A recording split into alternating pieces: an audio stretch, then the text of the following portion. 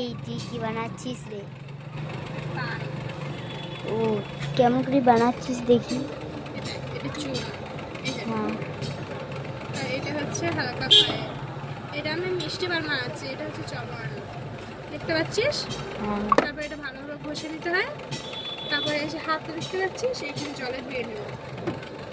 এই যে এটা দেখতে পাচ্ছিস, হ্যাঁ বিনা, এটার নাম লাল তিফা সিদ্ধ আর কি। এটা একটু পানি দিতে হয়। তারপর এই যে মুড়ি দেখতে পাচ্ছিস, মুড়ি একটু দিতে হয়। তারপর এটা কাট লাগিয়ে দিতে হয়। এটা আমরা খেজুর বলি, এটার কোনো নামটা আমি জানি না। এটা ছুরি করে দিতে হয়। এটা ছুরি, এটা একটু বের করে নিলাম, ওইখানে লাগিয়ে দিলাম।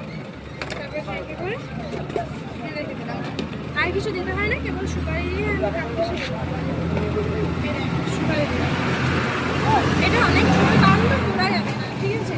তাই এটাকে আমার ছুটিয়ে করে উঠিয়ে করে খেতে হবে। এটা কেমন হলো? দারুণ।